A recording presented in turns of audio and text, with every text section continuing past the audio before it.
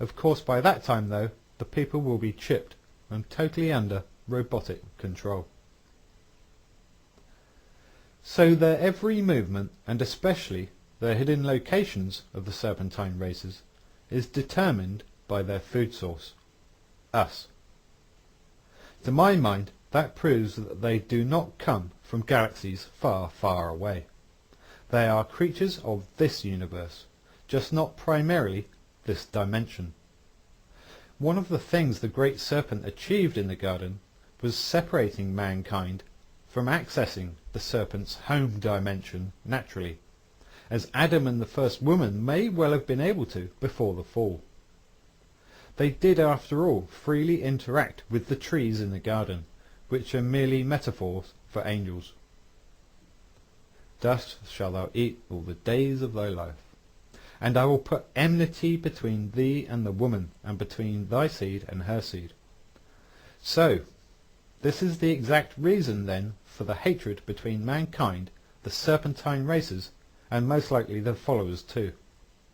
You can't have a stronger reason for a hatred between two species than one having to eat the other to live, and the other having to defend itself to survive. God himself has ordained it to be this way. The perfect reason for enmity and battle. And taking in the long-term view, is there really any better way to get an issue resolved once and for all than arranging an ultimate showdown as prophesied? If there was no enmity, there would also be no reason to end the conflict which the serpents started by trying to take over this earth by making their own twisted creatures through hybridization. Adam the individual was created later in Genesis chapter 2, partly to take the planet back on the Creator's behalf. Therefore, it's my belief that mankind should hate with a perfect hatred the serpents, whether they are reptilian, grey, giant or hybrid. There really is no room for pacifism between us. Messiah's message of loving your enemies was meant for mankind, not the serpents or their hybrid children. It is clear what our Maker thinks of them in the Bible stories. I can say this with a clear conscience because I have met a reptilian face to face. I have witnessed the reptilian's pure hatred of us firsthand, when I cast one out of its hiding place, and I have the scars on my face to remind me. So when people say to me, "You don't really believe in spirits, demons and angels, do you?" with a mocking smile on their face, I just have to laugh right back at their ignorance.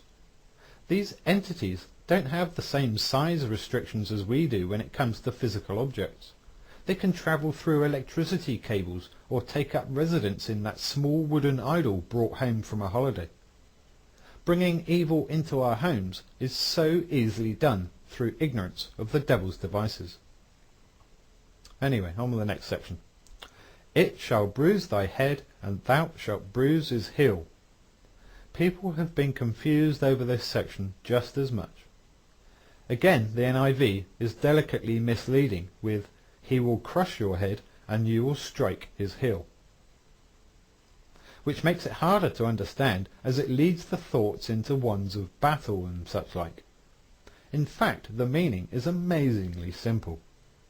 It simply means that the serpents will be living underneath the population of mankind, and therefore have to strike upwards from below, and vice versa.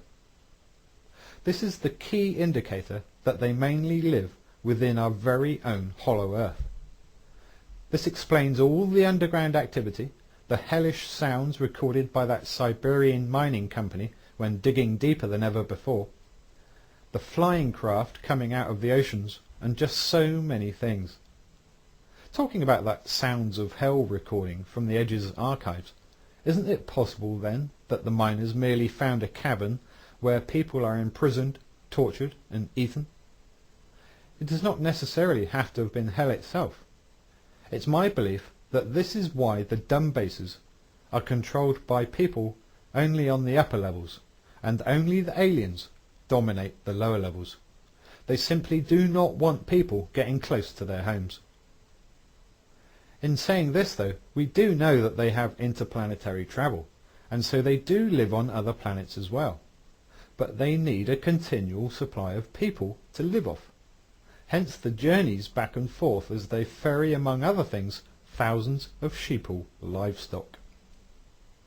So in reality, the verses are simple, but they have been overcomplicated and confused. The Creator wanted mankind to know about their mortal enemies and the damage that the serpents have caused and have continued to cause all down throughout our history, where they live and how they survive. So what use is this information really?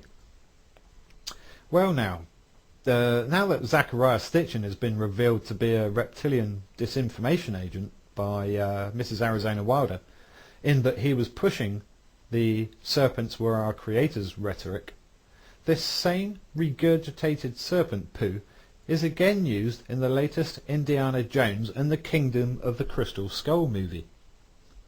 This movie's message is that the word Elohim and the Lord God means multiple gods, and that the Bible verse, and the Lord God formed man from the dust of the earth, is saying that multiple gods, which is interestingly a council of, guess how many? Yes, 13. Just like the supposed Ashtar command of the aliens, or the High Council of Aliens. As I wrote in the Jezebel book, Elohim also means Supreme Creator, as well as angels, but never at the same time. They were not the Creator's lab assistants either, when Adam the individual was created. The Indiana Jones movie has switched tactics slightly, in that now it's the tall greys that are supposedly made mankind. The problem is that we all know the massive popularity of those films, and therefore the huge audience that is being prepared subconsciously to accept this crap.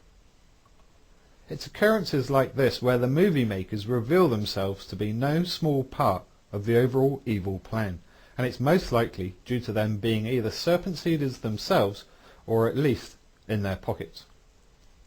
To the descendants of Cain and the serpent seed, the aliens really are their makers.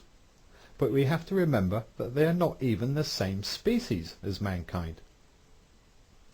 This will be revealed as the curtain between our worlds continues to weaken, and they can't hide their identities anymore. So we do indeed have different creators or fathers. It may be that all serpent seeders are actually the Gentiles, as indicated in the Book of Jubilees.